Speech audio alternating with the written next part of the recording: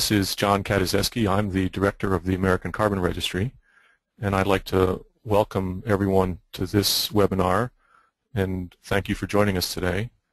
We're hoping to give you an insider's view of the American Carbon Registry's newly launched APX-Powered registry system.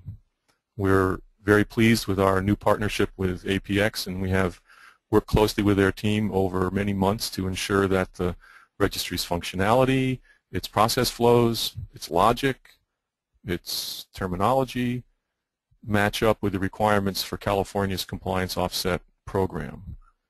We timed the launch of our California Compliance Ready Registry to coincide with ARB's request for applications for offset project registries and verifiers.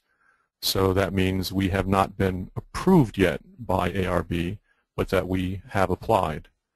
ACR hopes to be approved by ARB early this summer and officially start registering verified compliance offset projects and issuing offset credits. And that we want to make sure that that's in time for the start of California's cap and trade program in January of 2013, when the first round of capped entities will be required to meet regulatory greenhouse gas emission caps. As most of you on this webinar already know, offsets are an important part of cost containment. Capped entities can meet up to 8% of their compliance obligation. Between now and 2020 is estimated about 200 million tons, can be met with ARB authorized offset credits. We are very excited that ARB has announced that it will leverage the experience and systems of registries like the American Carbon Registry to serve as offset project registries. We think that the American Carbon Registry has a strong foundation that can help ARB.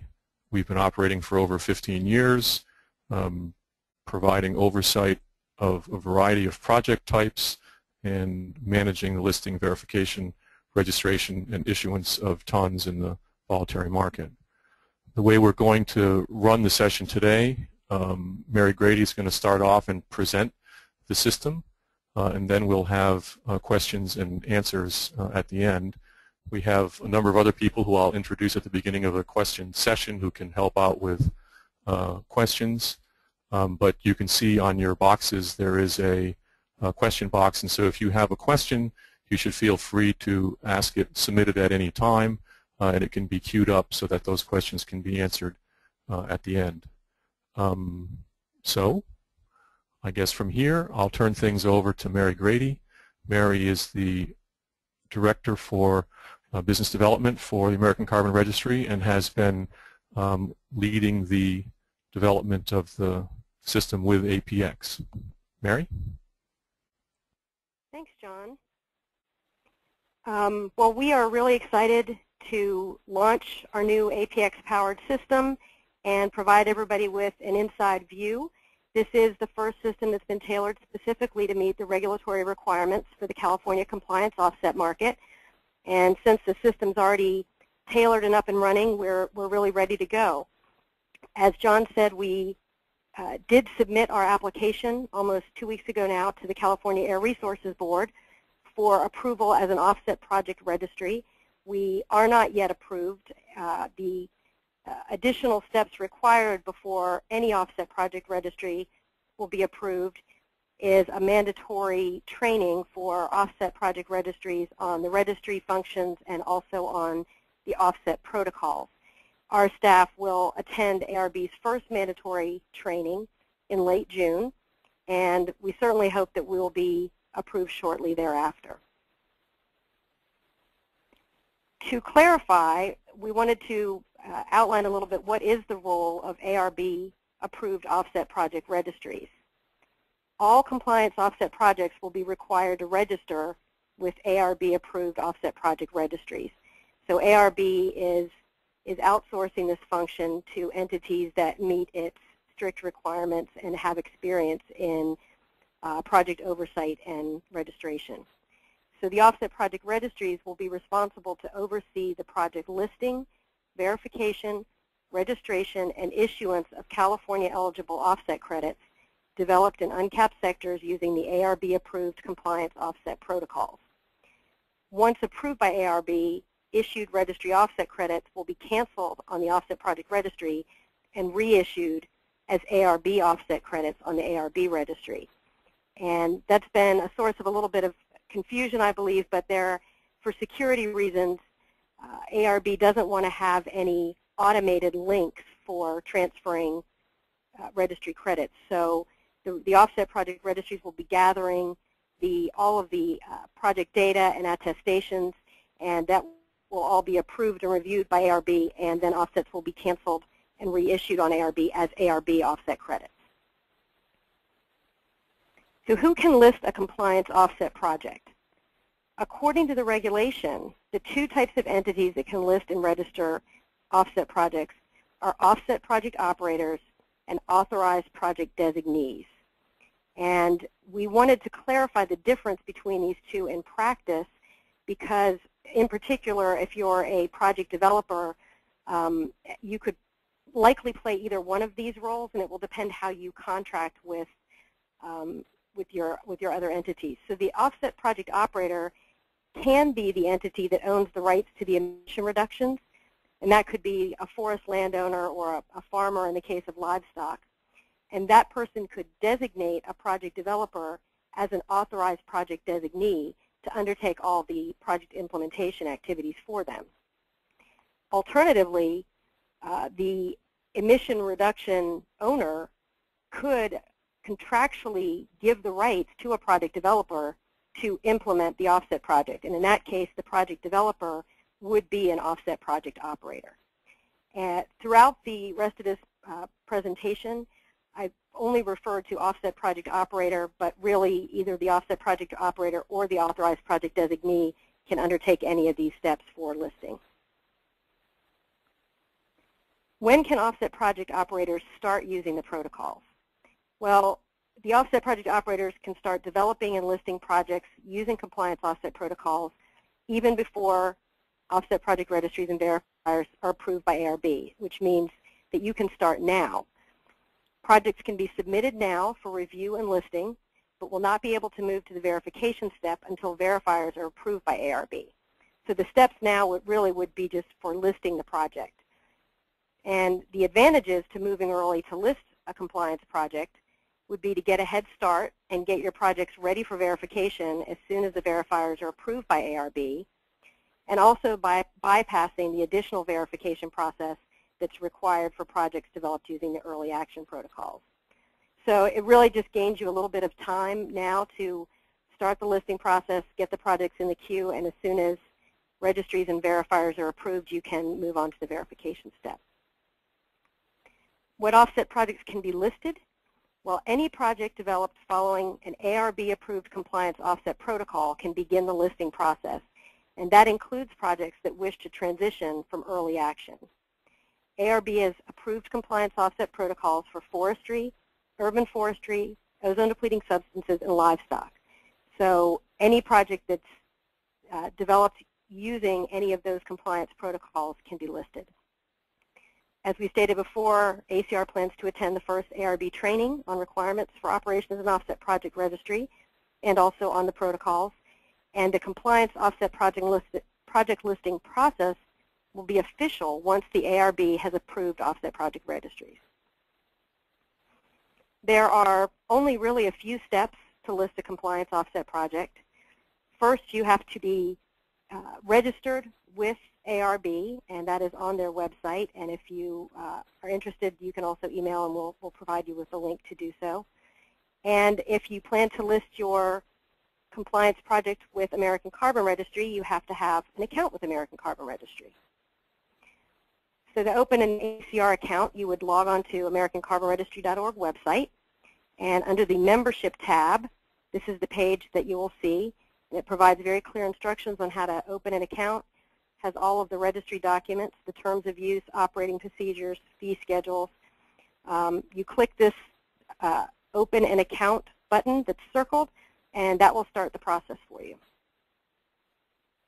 One of the first things that has to be done is completing the online terms of use.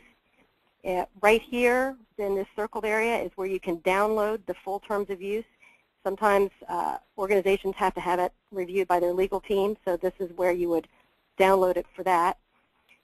And then on the online form, you would click to agree in these buttons and have your name and title. The person agreeing to the terms of use must have the legal authority to bind the organization. Then you click I agree, and you'll get an automated email asking for a few more documents to be submitted.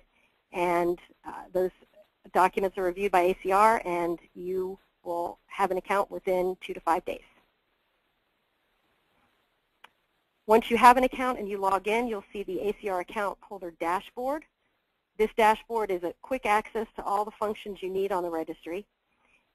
For listing a project, you would go to your Manage Projects portal here and Submit New Project. When you click on Submit New Project, it will take you to a project page. So on the project page, there are 3 tabs at the top: a Project Setup tab where you enter the basic project information, a Project Documents tab to upload required documents, and a Project Emissions where you enter your emission reduction or removal data. This is that project page. This project is called Mucho Methane, and the 3 tabs at the top, this one is the Project Setup tab. That's the one that's appearing now. This middle one is Project Documents, and the one to the right is the Project Emissions, Reductions, and Removals. Here on the Project Setup tab, you would put in your project name, Mucho Methane. It is a livestock waste management project. You would pull down which protocol you plan to use, the project start date, and scroll down and fill in other project information and submit. Oops. The next thing that you will do is go to the Project Documents tab to submit your offset project listing form and attestations. These are the attestations. That's just what's required in the regulation. It's important to note that we have developed offset project listing forms according to the information required in the protocols. These forms include the ARB required attestations, so it's all in one place. And those forms are currently being reviewed by ARB. Once they're approved, they'll be on our website. If you are anxious to list a project before they're approved in the next couple of weeks, just get in touch with us and we will help facilitate that process. This is the Project Documents tab. You can see that for each project, it has to be associated with a vintage. The document types that are required to be uploaded in each phase are listed in the drop-down menu. So you would just select and then upload the documents. The ones that are required at the phase are marked with an asterisk. In this case, the offset project listing information is what is required. So you would click that and upload the offset project listing forms. Once those listing information and attestations have been uploaded, the offset project registry will review and let the offset project operator know if the listing information is complete or incomplete. Within 10 working days of receiving complete listing information, the OPR will review the offset project additionality, and if it's deemed additional, the offset project listing status will be proposed project, and the listing form will be made public. So this is what happens as soon as everything is approved, and this is an example of a project that, an ARB project that is officially listed. You can see that on the public documents, it has the project name, the project type, and here we have a special column for ARB status. And this one is proposed project because it has now been listed. When it moves through the next phase, then it becomes an active registry project once it's been verified. So this report distinguishes the ARB eligible projects from non-ARB eligible projects and indicates the status of the projects. And you can sort, if somebody wanted to come on the registry and see which ARB eligible projects are there, they would sort by this button and those would pull up. So what's next after listing? Well, compliance offset project listing is as far as offset project operators can go through the process until ARB approves offset project registries and verifiers. Once they have been approved, which we're hoping will be in the coming months, the listed compliance offset projects can move to the verification phase. We have provided a little bit of an outline in the next slides. It's really not meant to be official guidance since we haven't yet been approved as a registry or undergone our training, but we did want to highlight the ACR system functionality moving forward as well, not just for listing. So to begin verification, the offset project operator selects an ARB-approved verification body. We will, once those verification bodies are approved by ARB for the different compliance protocols, we will load those into our system. And when you select a protocol and have your project listed, when you go to select a verifier, the only ones that will appear are the ones that are approved for that project type. Before providing offset verification services, the verification body has to submit a self-evaluation of the potential for conflict of interest, and the Offset Project Registry reviews and evaluates that conflict of interest form and makes a conflict of interest determination. Before the offset verification services can begin, the verifier must also submit a notice of offset verification services, and then 10 days later the verification can begin. It's possible to start sooner than 10 days with written permission from ARB. So this is demonstrating that once a project is listed as a proposed project and ready for verification, you go into the Project Setup tab, and it's under the Verification, Project Verifier, you select one. The ones that will be available are the ones that are approved by ARB for that project type. The verifier will get an automated email and will go in and confirm verification services for that project. They'll go into the Project Setup area and answer some questions here regarding conflict of interest or any changes that have been made since their last verification. Then they will go to the Project Documents tab and upload the conflict of interest self-evaluation, which is also approved by the Offset Project Registry. If the verifier is approved, the verifier will upload the notification of offset verification services, and again, within 10 days can begin the verification. So this is the Project Documents tab. The project offset operator would go in, and you'll see here, Offset Project Data Report. They would click that and upload that document, and that would be then made available to the approved verifier. The Offset Project Operator then goes to this third tab on the project page, which is the Emission Reduction and Removal tab, and enters the reduction data for the reporting period and vintage. If the project happens to be a forestry project, the buffer pool contribution is also entered here, and that buffer pool contribution, once it's all approved by the verifier, goes directly to the buffer pool, and we can explain a little bit about that more if there are any questions. The project developer then submits this to the verifier for review. So once the verifier has been approved and has all this information, they conduct the project verification per ARB requirements, which are outlined at great length in the regulation. Once the verification is complete, the verifier uploads the verification statement and verification report along with attestations. And the Offset Project Registry will issue serialized registry credits, and the project will change to status as an active registry project.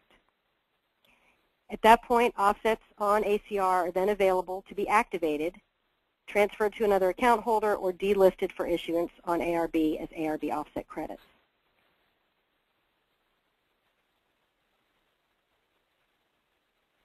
Sorry, the slide's not advancing. Let's see if I can get it to advance. Here we go.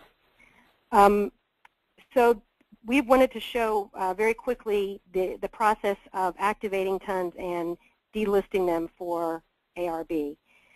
When offsets are issued on ACR, they're issued in a status that we call inactive, which means that they're issued and they meet all the requirements, they're serialized, but they have to be activated by the account holder in order to be transferred, retired, or delisted.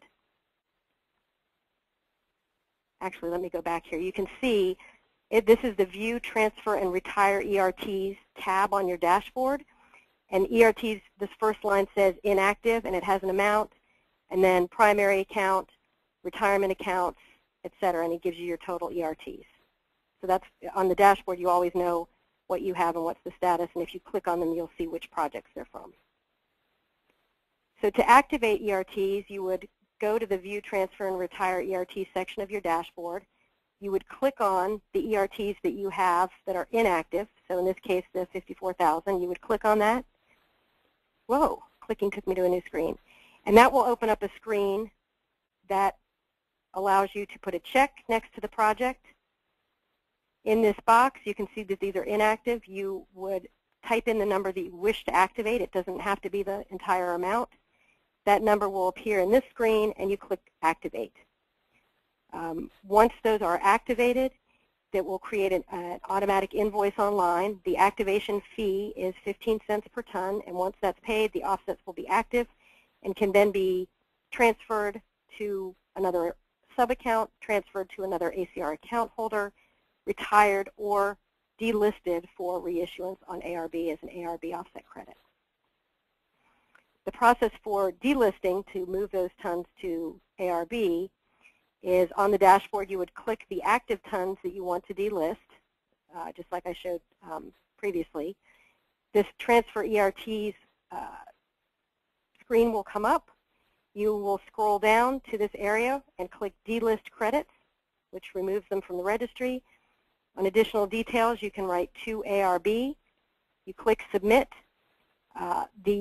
That notice is then transferred to the ACR administrator account, and once the Air Resources Board confirms that all of the requirements are met and all the project documentation is in hand, ACR will confirm the delisting, and those tons will be reissued on the ARB registry as ARB registry credits. We do have a published fee schedule that's on the website. The issuance fees for tons on ACR are free, so we don't charge issuance fees. But as we explained, we do have an offset activation fee. So at the time that the project developer is ready to activate the tons for transfer or retirement or delisting, then you would activate those tons. There's a one-time fee of 15 cents per ton. If they're being transferred to a buyer, then the fee to the buyer would be 2 cents a ton. And that happens every time the registry credits are traded. The buy side pays 2 cents a ton. And then there is a delisting fee that's paid by whatever entity delists the project for reissuance on ARB's registry.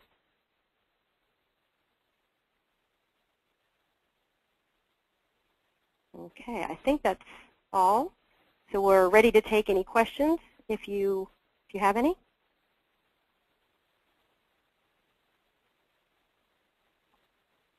Thanks, Mary. Before we switch to questions, I might introduce a few of the people that we have on the call and there are a bunch of questions coming in, but just so you know that we have several ACR staff people on the line, as well as some representatives from APX if people had technical registry questions. But I thought I would introduce them. You've just heard from Mary Grady, who's the Director for Business Development. We also have on the line Nick Martin, who is our Chief Technical Officer. He can really handle the questions on any of the compliance protocols and the verification process. And then we also have our newly hired California Director, Belinda Morris, available to take questions that might be specific about issues in California. We also have James Webb and Lars Kvalle from APX, who've been involved in helping design this system so that it can be used in the compliance market. And so, if I might, I have a series of questions here that have come in. Let me start with this one, which is for Nick. If approved as an offset project registry by ARB, how does ACR foresee the process of responding to requests for interpretations and clarifications on compliance protocols? Nick, can you handle that one? Yeah, great. Thanks, John. That's a good question. It's certainly come up, been brought up to us by various potential offset project operators. the experience with the protocols to date, you know, as early action protocols, has been that there often are additional questions that need to be answered about protocol interpretation. And it's likewise a legitimate concern people have that, you know, that I guess number one, that answers to protocol interpretation questions come in a timely fashion, and number two, that there be a consistent answer, especially as there's going to be more than one, presumably there will be more than one offset project registry approved by ARB. In fact, the latter is really critical, I think, in our view, and I'm sure in ARB's view. You wouldn't want to have confusion in the market with people asking the same question of different offset project registries and then sort of going with the registry where they like the answer better. They're really ultimately the only arbiter of protocol interpretation answers has to be ARB. So in thinking about this and in talking with ARB about it, what we have, you know, the intent, I think, is that by approving and working through, you know, off project registries that know the protocols really well and they have technical competence, that will streamline and accelerate the process of getting those answers out there. So in that sense, you know, you won't be dealing with bottlenecks at ARB staff. That would be the case if all questions were just submitted to and had to be answered by ARB. You know, hopefully the staff at ACR and other registries that might be approved can help come up with those answers. So that hopefully would address the timeliness part of the concern. Now, the other part of the concern, the having a consistent answer, I think, you know, what we have been discussing internally as well as discussing with the Climate Action Reserve, which you know, may well be approved as an offset project registry as well, is the need for a protocols interpretation committee with the representatives from each of the approved offset project registries that would meet on a regular schedule, have an agenda of questions that have come in, and you know, meet with a clear process to discuss interpretations, come up with a consensus recommendation of this committee, and ultimately, of course, that consensus recommendation would have to go through ARB and be approved, but hopefully by, you know, receiving that as a consensus recommendation by technical experts at these registries, it would accelerate the process. ARB would be able to sign off on that answer, and the answer, you know, one and only one sort of authoritative answer would then be promulgated back out through the registries and be available to all, not just, of course, to the person who asked the question, but to all offset project developers that were interested in that project type.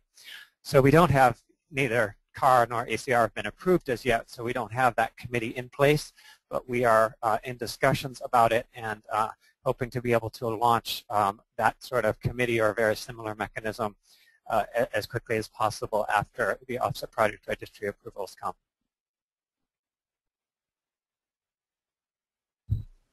Thanks, Nick.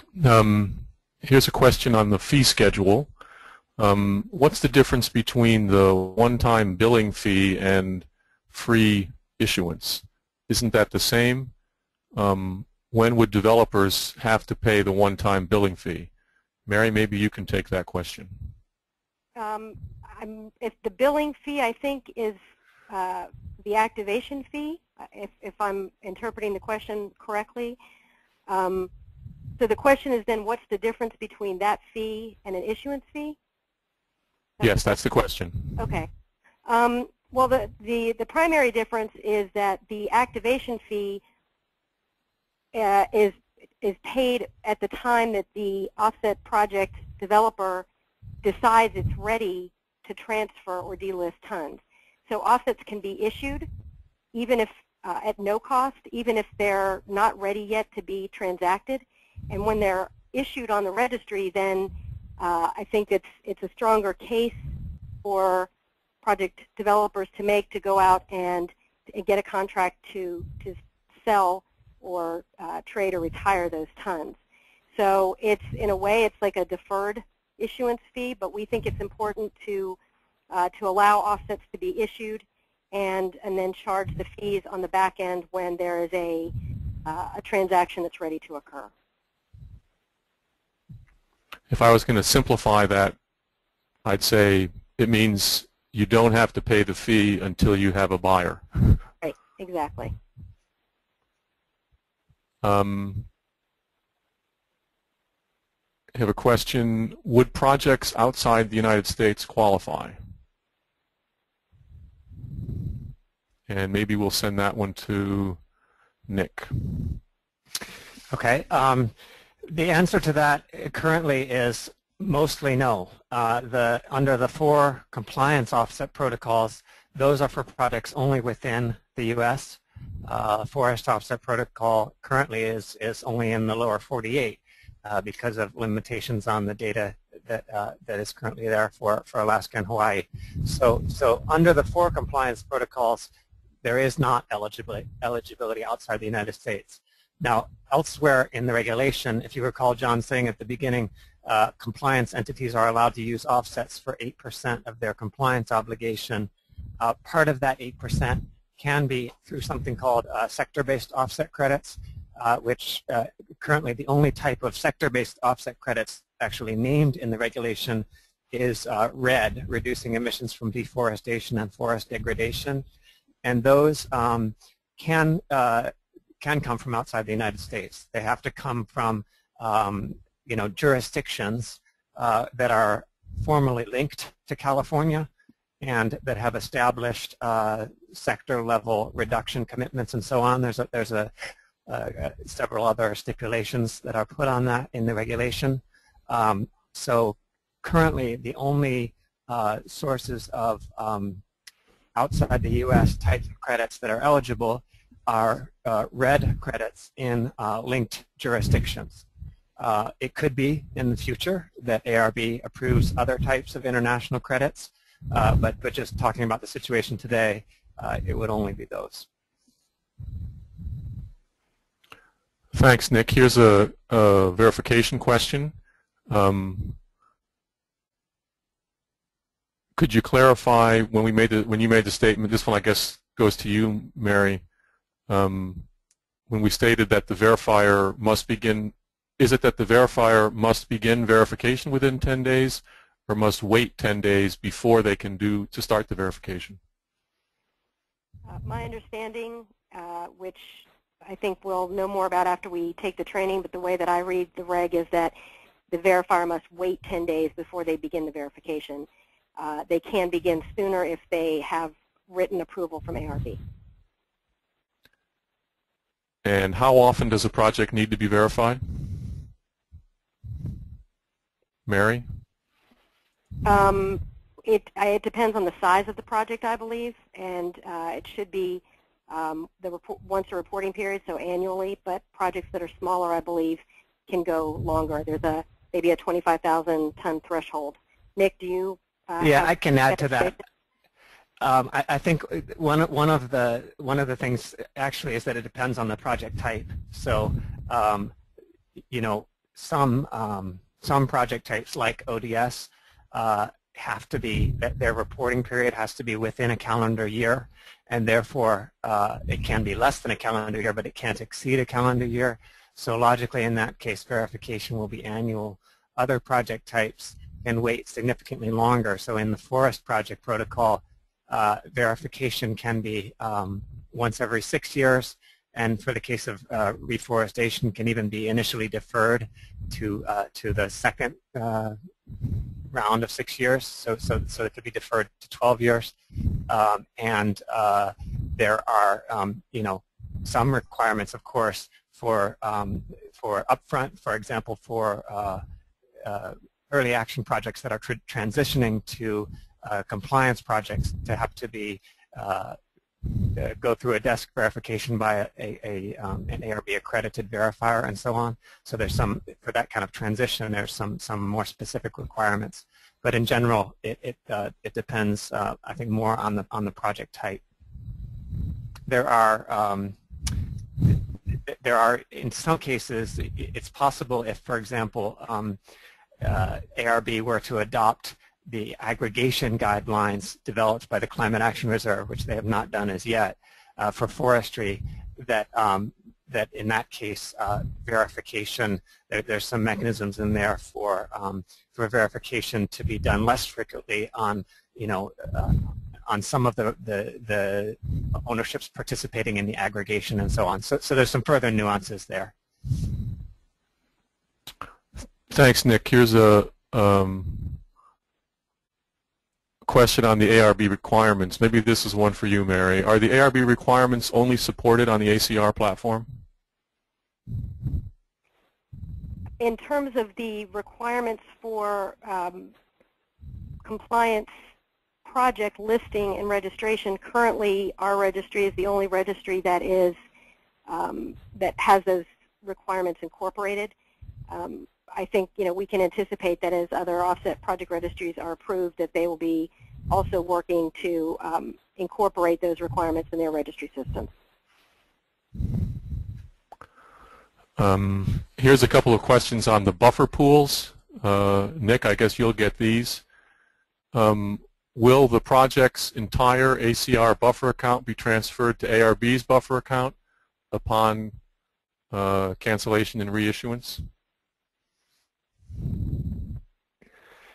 Yes, I think that's right. I mean, referring, of course, only to compliance forestry projects, projects that are voluntary forestry projects putting tons into a buffer would not be affected by this. But if projects are initially registered on ACR and are putting tons into the buffer account and then transition to ARB, yes, the buffer would move with it. There's no reason why ACR would maintain a separate buffer.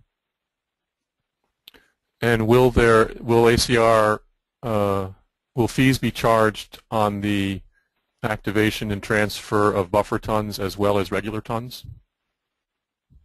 Maybe that's a Mary question. The fees that are the tons that are originally put into the buffer are put into the buffer as inactive, and to be moved they would be charged activation fees. Yes.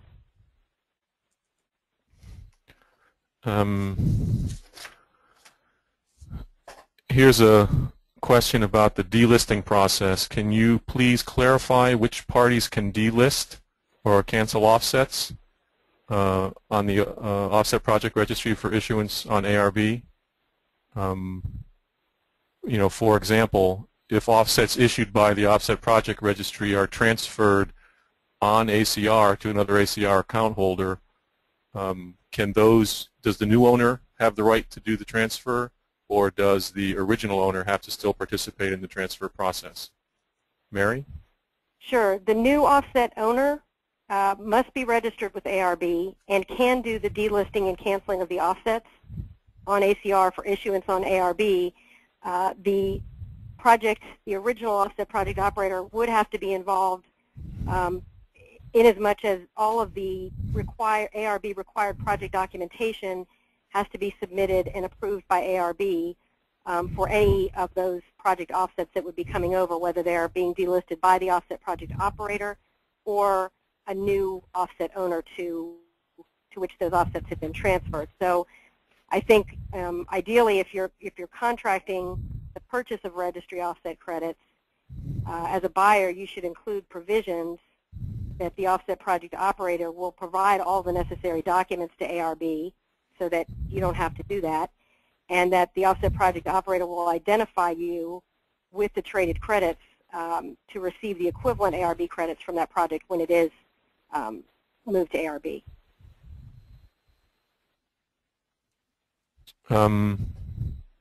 Can projects that are currently registered using early action protocols transition to compliance protocols and register those on ACR? That's assuming, of course, ACR is approved by ARB as an OPR. Nick, that one I'll send to you. So can projects that are currently registered using early action protocols transition to compliance protocols and register on ACR?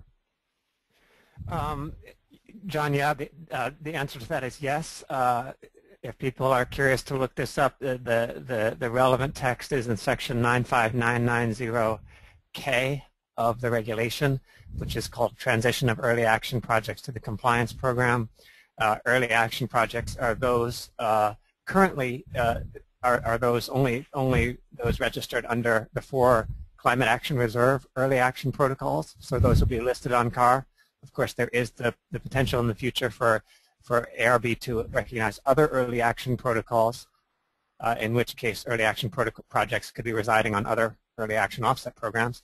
But just dealing with the ones that are currently there, when the text in that part of the regulation says that offset project developers who have an early action project that they're wanting to register, wanting to transition to the compliance program, they have to list it pursuant to section 95975, which is the section that talks about the process of listing on an offset project registry, and then it specifies that that they need to list on an offset project registry. So it doesn't specify anywhere that necessarily has to be the same as the registry, or technically in the regulation, the early action offset program on which they developed the early action project. So a lot of terminology there. I hope I didn't confuse people, but in essence, the way the regulation reads, if someone is taking an early action offset project and wanting to put it into the compliance program, at that point, according to the wording of the regulation, they can register it on any offset project registry. And in fact, they must do so. They must make that transition by February 28th of 2015.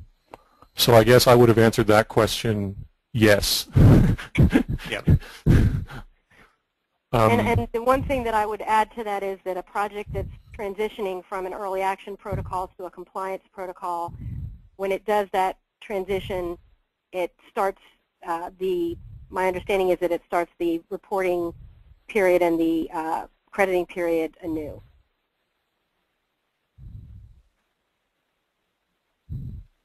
This is a follow-up on the buffer question, Nick. So to clarify, buffer credits are treated the same as sellable credits in that they require activation and transfer fees.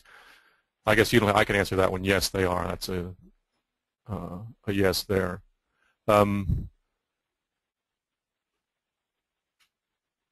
Here's a question. The registry functionality looks very similar to CARs.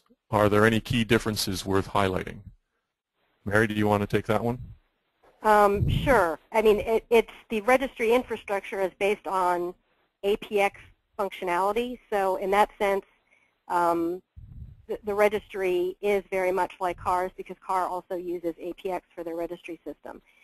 Our system is a little bit different because it has been tailored for the California compliance market requirements. So, for example, the compliance offset protocols are listed in the drop-down menu as a selection for which project types you might select. The specific required documentation for offset projects in the compliance market is included. So if you select a compliance protocol, it takes you on a different path in terms of what your requirements are and the different approval processes. And if you select a voluntary market protocol and an ACR methodology, it would take you on the regular ACR logic path, the process cycle. So I think, also the language with the fact that ARB eligible projects are separately identified in the public reports and the status of those projects as either a proposed project or an active project or a proposed renewal, all of that language per the regulation is built into our system. But for people who are used to using the APX car registry, I think that jumping into our system will be quite a breeze because you already have most of the basic functionality and understand the dashboard and all the reports.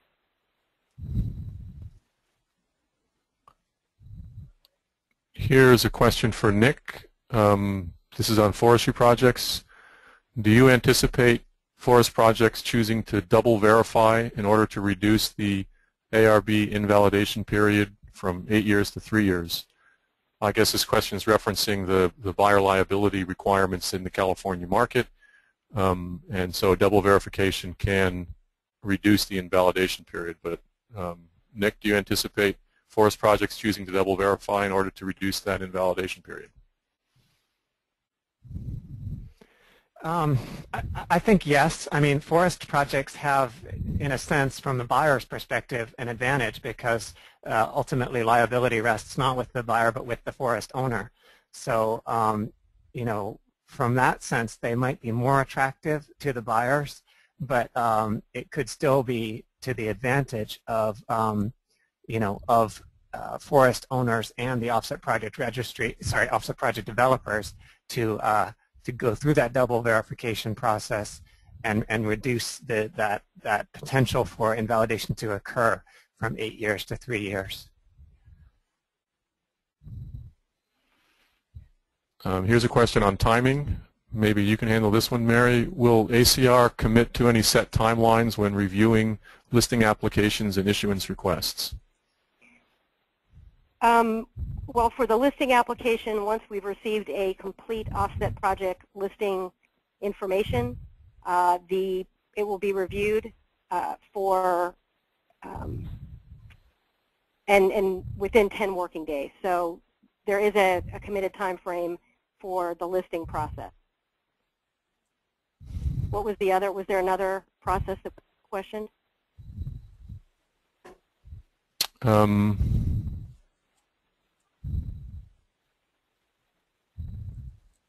I think that I interpreted the question to be generally one about a commitment from ACR on turnaround times for processing data that's been submitted.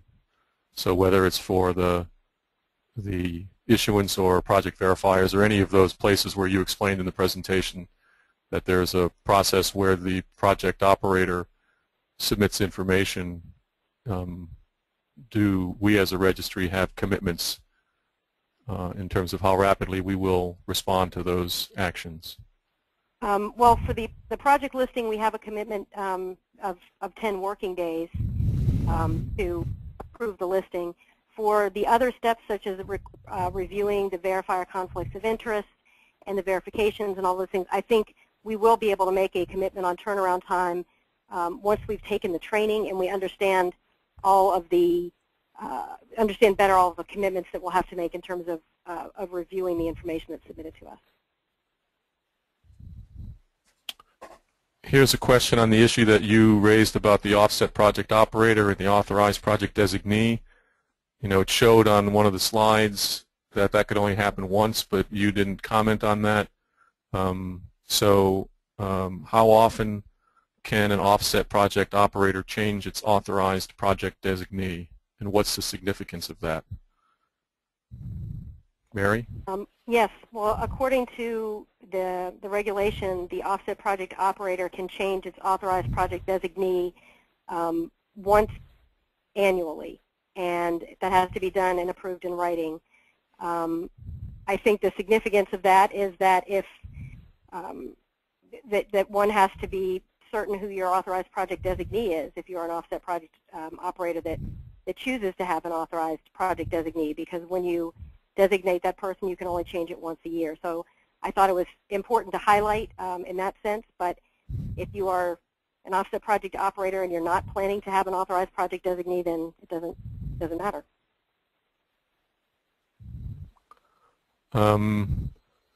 Here's another one for you, Mary. If ACR is approved as a California offset project registry, will it still be accepting registrations for voluntary market projects?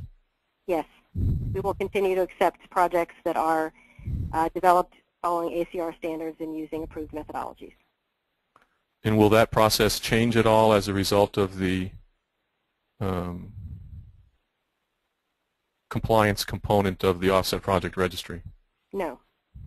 The process for ACR project submission and certification and verification and issuance remains the same. It's just all handled now within the registry, and there's a different process path that doesn't include all of the compliance requirements if you select to do a voluntary market project versus a compliance project. Nick, here's a question on verifiers. Any idea who the verifiers would be? And is the Air Resources Board considering third-party validators approved under the United Nations Framework for Climate Change? I think the verifiers will be some of the same organizations that people know well already. You know, the organizations that have been approved as verifiers by ACR, by the Climate Action Reserve, by some of the other programs out there will go, you know, to the extent that they see a business advantage in acting as verifiers for the California market, and I expect many of them will go through the ARB training and accreditation process to become accredited by ARB. As for the question of UNFCCC accredited verifiers, I don't know that ARB has given any indication of their thinking on that. I know that at the time that ARB was going through the regulatory changes last year, you know, there was discussion of the existing accreditation programs under the American National Standards Institute and the UNFCCC. And ARB elected to retain its requirements of having their own accreditation program. So I think that, you know, UNFCCC accredited verifiers as well as ANSI accredited verifiers are certainly welcome to go through that process. Everyone would have to be approved by ARB, and the process that's happening now at the end of of June for verifier training is sort of the first step in that process. Once verifiers have gone through that training, they will be able to be accredited by ARB. And you know, from what we hear, there's quite a number who are going through that training, who presumably will want to go through that accreditation. So hopefully there will be a lot of choice for project developers when they're looking for an ARB accredited verifier. Here's one for Mary.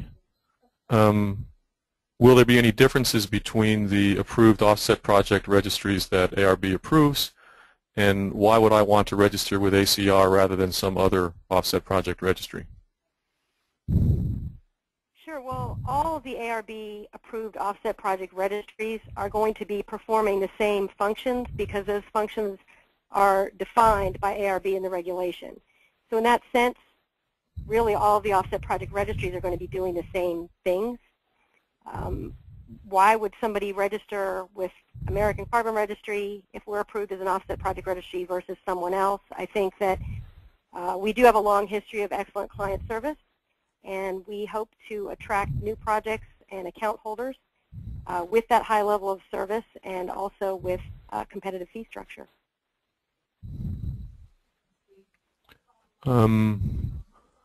That's all of the questions that I have. So unless there is any others, we'll bring the webinar to a close. Maybe I didn't call on Belinda, but maybe Belinda Morris would like to make a comment on her perception of the California market. She has the American Carbon Registry opened its Sacramento office this month and hired Belinda as a director as part of our commitment to the success of the California market. Winrock feels that as the first compliance market in the United States, this is a very important market, and we wanted to bring in someone with experience to help lead our efforts in California, and we feel very excited to have Belinda Morris taking over in that position.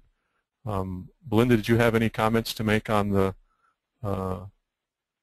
new platform that we've launched in California? Well, I really want to say, well, thanks, John. I'm very excited to be in this position. As John said, we've opened up the new office. I think this is an extremely exciting time to be here in California, moving forward and part of this market. And we're right downtown. We're across the park from ARB, and we encourage you, if you have questions or, you know, just would like to chat, to come and visit us in the new office. And, you know, we're excited about ACR's new platform. I think it's, you know, as Mary said, it's been developed specifically for the California market. it's ready to go, and I think this is a really opportune time to be launching it. So, thanks, Belinda. We have one additional question that came in. I know this one you'll be very interested to answer, Nick. Are lands and Indian reservations outside of California eligible to submit projects for under ARB-approved protocols? That's an excellent question. Lands on Indian reservations outside of California are eligible. The regulation requires some additional attestations on behalf of tribes, not specifically tribes outside California, but any tribe that is wanting to do an offset project is going to have to make some additional attestations. And those have to do on one level with potentially non-Indian land holdings within the borders of reservations. On another level, tribal projects have to provide a limited waiver of sovereign immunity which has to do with ARB being able to have jurisdiction over those tribes to enforce offset contracts, and that is not so unusual. Tribes have done that for other types of projects.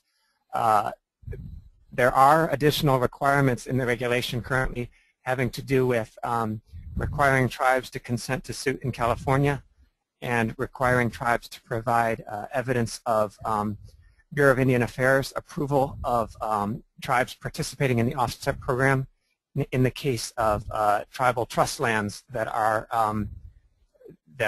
where BIA has a trust responsibility. So in terms of the California versus outside California, the offset projects that have been developed so far have been by tribes, primarily by tribes in California and tribes working on fee lands where in essence the BIA trust responsibility doesn't apply, and where the consent to suit in California may not be such an issue. So I think those issues might be not barriers. I think that tribes outside California, we've been talking to some of them, would find difficulties with some of those things, the consent to suit in California and so on. And so we are, as I said, we're in discussion with some of those stakeholders and hoping that there are ways that could be suggested to ARB to get the same offset project enforceability that ARB needs to allow tribes to participate, but perhaps do so in ways that are more consistent and amenable with existing tribal policy and tribal law. Certainly folks who are interested in this should feel free to contact us, and we will we'll be wanting to put together all perspectives on that so that we could, if there is a case to be made for those proposing alternate language to ARB there, we'd be certainly happy to help with that. Thanks, the short answer is, John's short answer is yes, but with some constraints that might currently be challenging for tribes outside California, and that's something that we think we should work on, and that there's openness in ARB to considering alternatives. Thanks, Nick. As you can see, that's a complicated question, and please feel free to follow up anyone who's interested in those issues. We have come to the end of our hour, and so I wanted to bring the webinar to a close. As is usually the case with our webinars, you'll be able to get copies of the slides that were used through the website, and these were particularly detailed slides, and so I'm sure that people couldn't follow them, keep them all in their head, but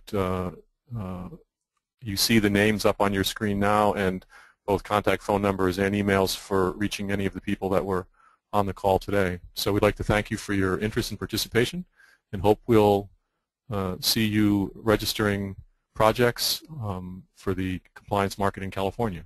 Thank you, everyone.